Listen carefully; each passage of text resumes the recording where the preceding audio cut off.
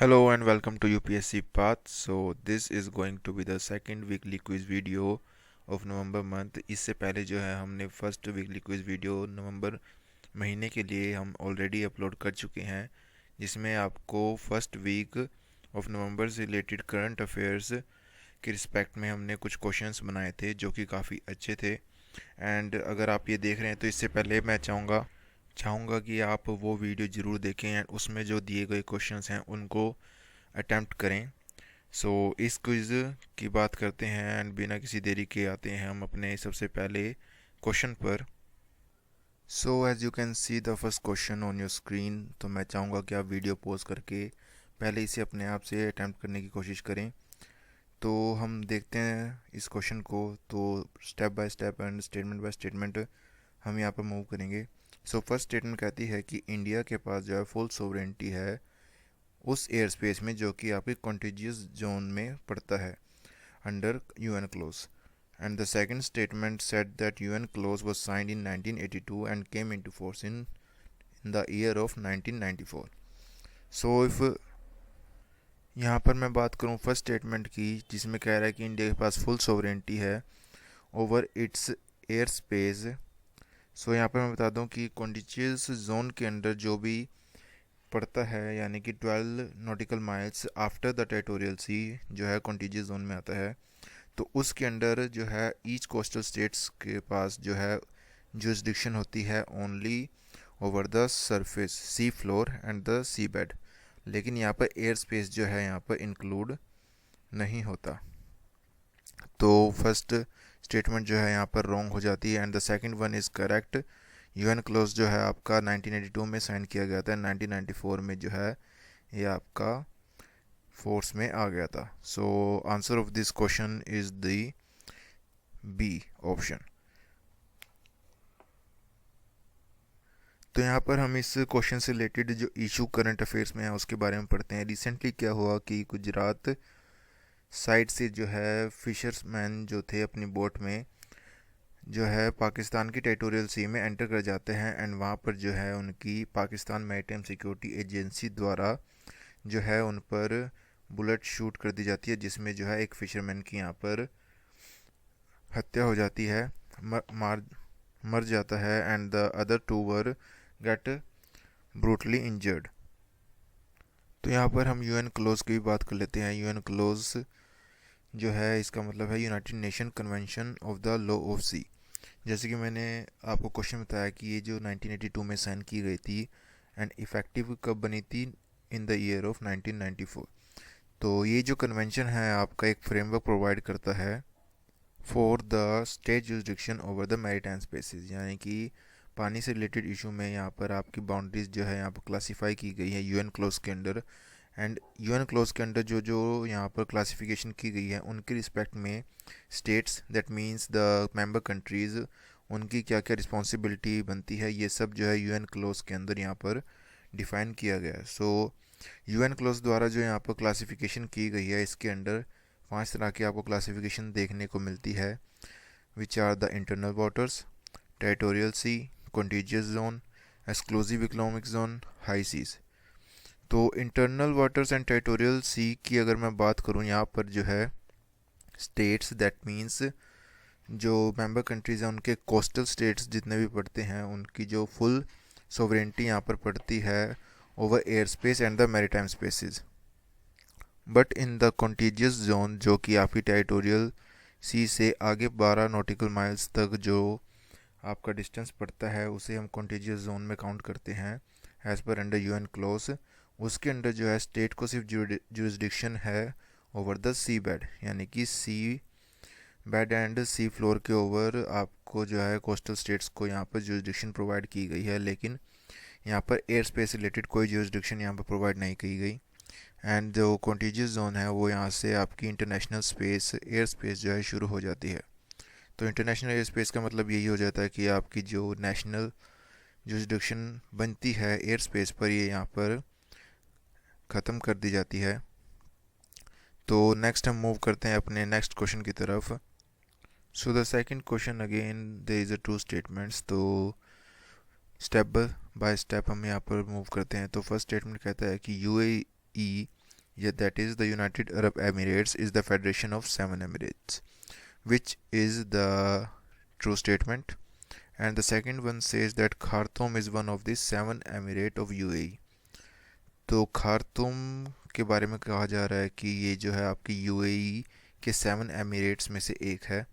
So second statement यहाँ पर आपकी गलत होती है, because Khartoum is the capital of Sudan, which is in news because of the coup there, just like the Myanmar situation is there. तो protest जो है वहाँ पर चल रहे हैं खार्तूम में, जो कि आपकी सूडान की कैपिटल है. तो इस क्वेश्चन का जो आपका आंसर बन जाता है वो ओनली वन यहाँ पर आंसर पड़ता है. तो let's move to the explanation of this question. जैसे कि मैंने आपको बताया कि UAE is the federation of 7 Emirates.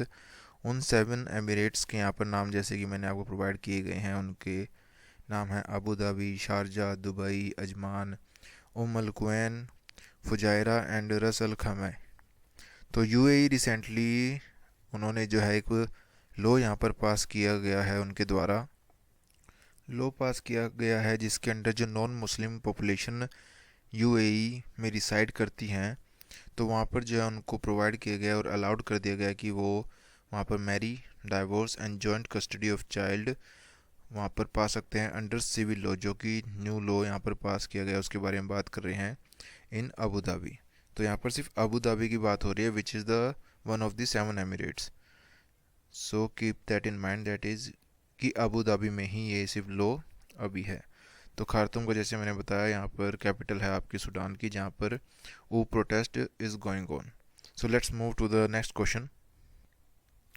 So as per the first statement, UNESCO, that is the UNESCO Creative Cities Network, that is UCCN promote cooperation. और UCCN के बारे में बताया जा रहा है कि वो वर्क क्या करती है. तो statement is all about the UCCN. What works is UCCN promotes cooperation with and among cities that have identified creativity as a strategic factor for sustainable urban development. So first statement is here is right. तो second statement क्या कहती है कि बनारस जो है आपकी India में जितने भी यूसीसीएन के अंडर जितने भी आपकी सिटीज़ आइडेंटिफाइड की गई हैं, वो बनारस जो है उनमें से एक है. तो सेकंड स्टेटमेंट यहाँ पर रॉन्ग है and the answer of this question is the option A, only one. So let's move to the explanation of this question and issue related to this question. तो UCCN जो है आपका 2004 में create किया गया था. UCCN जैसे कि मैंने आपके फर्स्ट स्टेटमेंट में यहाँ पे बताया कि UCCN जो है काम करता है किस चीज़ के रिस्पेक्ट में, कि इंटरनेशनल लेवल पे कि कैसे UCCN द्वारा आइडेंटिफाइड सिटीज़ को इंटरनेशनली कोऑपरेट करना एंड उनकी कल्चर, इंडस्ट्रीज़ एंड क्रिएटिविटी को यूज़ करके सस्टेनेबल डेवलपमेंट की तरफ बढ़ना. इट्स ऑल अबाउट UCCN मोटो. तो रिसेंटली क्या हुआ कि श्रीनगर को जो है यहाँ पर UCCN का टैग मिला under the craft and folk art category. तो अगर मैं कैटेगरी की यहाँ पर बात करूँ तो UCCN द्वारा जो है यहाँ पर UCCN सिटीज़ आइडेंटिफाइड की जाती हैं in the categories namely folk arts, media, film, literature, design, gastronomy and the media arts. That is there are total 7 जो है यहाँ पर आपकी क्लासिफिकेशन की गई है अंडर UCCN, जिसके अंडर जो है UCCN सिटीज़ यहाँ पर आइडेंटिफाई की जाती है. तो इंडिया में जो अदर UCCN साइट्स आपको मिलेंगी वो मिलेंगी आपको जयपुर, वाराणसी, जो कि दोनों 2015 में आइडेंटिफाई की गई थी. जयपुर जो है आपका क्राफ्ट्स एंड फोक कैटेगरी के अंदर आता है, जैसे कि आपका श्रीनगर अभी रिसेंटली आइडेंटिफाइड किया गया. वाराणसी आपका आता है म्यूज़िक कैटेगरी के under. Chennai again is under the music category. Mumbai is under the film category. And there is another city which is Hyderabad, which is also the identified under the UCCN cities. So there are total 6 cities which fall under the UCCN cities list in India. So let's move to the next question. So statements under the question are, it talks about the article 154. तो 154 of the constitution कहता है कि ये talk और बात करता है that there must be a governor for each state. And what about the second? So let's talk about the first one. तो आर्टिकल 154 यहाँ पर नहीं, आर्टिकल 153 जो है यहाँ पर तो बताता है कि आपका हर राज्य में एक गवर्नर होना चाहिए. So article 1 is incorrect. So second is all about that 7th constitutional amendment act के अंडर जो है यहाँ पर संशोधन किया गया कॉन्स्टिट्यूशन में, जिसके तहत जो है सेम गवर्नर अपॉइंट किया जा सकता है दो राज्यों के लिए. तो second statement is correct and the answer of this question is the option B, only 2. So let's move to the explanation and the issues related to the question. तो रिसेंटली क्या हुआ कि Punjab advocate general mister Deol and the chairman of the Punjab Congress party नहीं तो Punjab state के जो कांग्रेस के chairman हैं मिस्टर नवजोत सिंह सिद्धू, इनके बीच में एलिगेशन चली, जिसके चलते हुए वहाँ के एडवोकेट जनरल मिस्टर दोयल को जो है यहाँ पर इस्तीफ़ा देना पड़ा. तो आर्टिकल 76 की मैं यहाँ पर बात करूँ जो कि यहाँ पर बताता है अटॉर्नी जनरल ऑफ इंडिया के बारे में, एंड आर्टिकल 165 यहाँ पर बात करता है एडवोकेट जनरल ऑफ स्टेट के बारे में. तो एडवोकेट जनरल ऑफ स्टेट जो है आपका अपॉइंट किया जाता है प्रेसिडेंट ऑफ इंडिया द्वारा, और जो है वो रिज़ाइन कर सकता है only by giving his or her resignation to the president of India. And the President of India, as all you know, works on the aid and advice of the Union Council of Minister. तो 7th constitution amendment act जो कि 1956 में आया था, जिसके तहत ये संशोधन किया गया था कि सेम गवर्नर को आप अपॉइंट कर सकते हो दो राज्यों के लिए. So this is all about the issue and the explanation. So let's move to the next question here. तो रिसेंटली अगर आपने न्यूज़पेपर पढ़ा होगा कि एमपी लैट स्कीम जो है दोबारा से जो है यहाँ पर एक्टिव कर दी गई है, उसके रिस्पेक्ट में जो है यहाँ पर 4 स्टेटमेंट दी गई हैं. आपको बताना है यहाँ पर कौन सी सही है और कौन सी गलत है. तो वैसे आपको कौन सी सही है ये आपको बताना है. तो फर्स्ट स्टेटमेंट है कि आपकी एमपी लैड स्कीम जो है वो लॉन्च की गई थी इन 1993 under the Narasimha Rao lead government.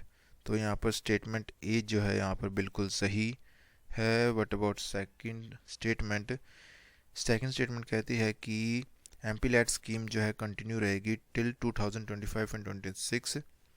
तो ये भी जो है बिल्कुल सही आपका है. तो सी ऑप्शन की तरफ हम मूव करते हैं जो कहती है कि स्कीम जो है वो वर्क करती है under the ministry of rural development and planning. And the D1 is the कि तकरीब at least 15% and the 7.5% of the fund which is given under the MPLAT scheme should be expand over scheduled areas and scheduled tribes उस particular local area में. तो D is also the right statement. तो यहाँ पर wrong जो है आपकी ये हो जाती है. तो यहाँ पर मैं incorrect होना चाहिए था, तो यहाँ पर आप incorrect कर लेना. तो answer is all about the incorrect option. So C option is the right one in incorrect options. So let's move to the explanation. तो जैसे कि मैंने आपको क्वेश्चन बताया कि एमपी लैट्स जो है 1993 में आई थी, लॉन्च की गई थी, जिसके अंडर जो है आपको 5 करोड़ दिए जाते हैं हर एमपी को, ताकि वो उस फंड को यूज़ कर सके for the development of their local area. तो यहाँ पर एमपी की अगर मैं बात करूँ तो लोकसभा के जितने एमपी हैं वो सिर्फ अपनी कॉन्स्टिट्यूंसी में ही जो है ये 5 करोड़ खर्च कर सकते हैं. अगर राज्यसभा के एमपी की यहाँ पर मैं बात करूँ तो वो जो 5 करोड़ हैं वो उस स्टेट में, जिस स्टेट से वो आते हैं, उसकी किसी भी कॉन्स्टिट्यूंसी में वो 5 करोड़ खर्च कर सकते हैं. And the nominated members in the parliament वो ऑल ओवर द इंडिया कहीं पर भी जो है वो 5 करोड़ उस फंड को कहीं पर भी यूज़ कर सकते हैं फॉर द डेवलपमेंट. तो यहाँ पर 15% और 7.5% की यहाँ पर बात की गई है, जो कि अनिवार्य है कि मिनिमम 15% शेड्यूल्ड एरियाज़ के लिए एंड 7.5% शेड्यूल्ड ट्राइब्स के लिए इस फंड में से निकालने ही होंगे. तो रिसेंटली कैबिनेट ने जो है ये डिसीजन लिया कि एमपीलैट स्कीम को दोबारा से कंटिन्यू किया जाए टिल 2025-26. तो स्कीम जो है यहाँ पर वर्क करती है under the ministry of statistics and programme implementation, that is the MOSPI. So this is all about the question and the issue. Let's move to the next question. So question is all about कि आपको गलत statement बतानी है, that is the odd one out, यानी कि गलत statement की यहाँ पर बात हो रही है. सो देखते हैं step by step her statement को. तो मिन्स्क जो है आपकी कैपिटल है बेलारूस की. अगर आप इंटरनेशनल अफेयर्स फॉलो कर रहे हैं, बेलारूस काफ़ी न्यूज़ में है फॉर द माइग्रेशन इशू. तो मिन्स्क जो है यहाँ पर बेलारूस की कैपिटल है, वो बिल्कुल सही स्टेटमेंट है. सेकंड वन जो है, बेलारूस जो है अपनी बॉर्डर शेयर करता है यूक्रेन के साथ, लतविया के साथ, लिथुआनिया, पोलैंड एंड रशिया के साथ.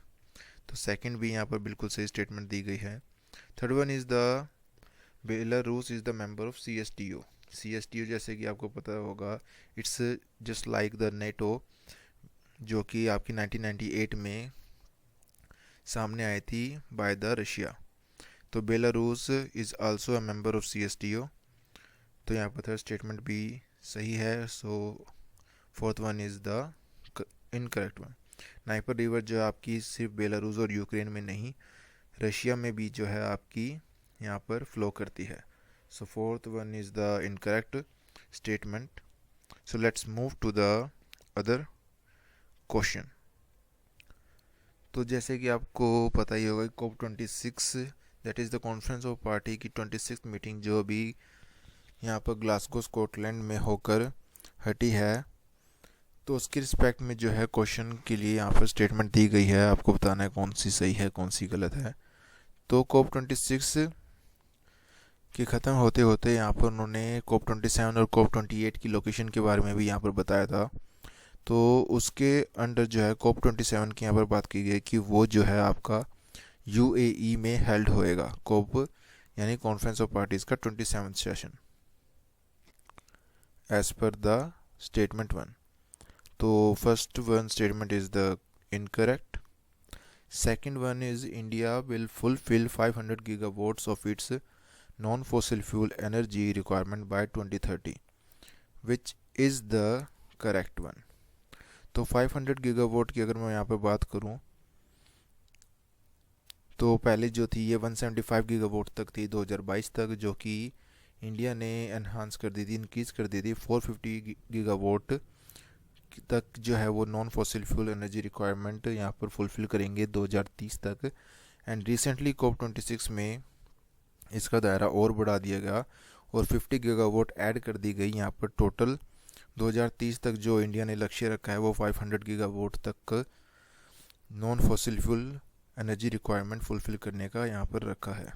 तो option B is the correct one. तो let's move to the explanation of this question. तो COP27 and COP28 will held in, COP27 जो है आपकी इजिप्ट में होएगी और COP28 जो है आपकी UAE में होएगी. रिसेंटली जो है प्राइम मिनिस्टर COP26 में जो उन्होंने अपने भाषण के दौरान यहाँ पर पंचामृत का जिक्र करा, यानी कि उन्होंने 5 जो है लक्ष्य सबके सामने यहाँ पर प्रेजेंट करे. सो फर्स्ट वन इज़ कि इंडिया जो है 2030 तक अपनी नॉन फॉसिल एनर्जी कैपेसिटी जो है यहाँ पर 500 गीगावाट तक अटेन करेगा. सेकंड पंचामृत इज़ कि इंडिया जो है अपनी 50% ऑफ एनर्जी रिक्वायरमेंट फुलफ़िल करेगा by renewable energy sources by 2030. Third one is India जो है अपने कार्बन एमिशन में कटौती करेगा 1 बिलियन टन की 2030 तक.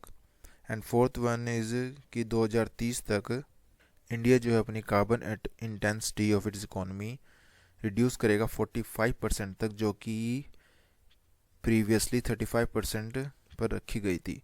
यानी कि यहाँ पर 10% की यहाँ पर बढ़ोतरी करी गई है बाय 2030 तक. एंड फिफ्थ वन इज़ कि 2070 तक India will achieve the target of net zero carbon emission. So it is all about the explanation. सो आपको अगर वीडियो ये पसंद आई हो तो लाइक करें, वीडियो को शेयर करें अपने दोस्तों के साथ, with your family members, with your cousins, to दोस्त जिसको यहाँ पर सीखने की बहुत आदत है, जो हर पल ये ट्राई करता है कि उसे कुछ सीखने को मिले, तो उन सब के साथ इस वीडियो को शेयर करें. And do not forget to subscribe our channel UPSC path, press the bell icon button and comment कर हमें ज़रूर बताएं कि आपको वीडियो कैसी लगी, ताकि हम अगले अपनी वीडियो में कुछ भी अगर कमी हो तो आपके कमेंट के थ्रू हमें पता लगे, एंड नेक्स्ट वीडियो में हम उसे ओवरकम करने की ट्राई करें. So and sharing and subscription is just like the motivation for us, ताकि हम आपके लिए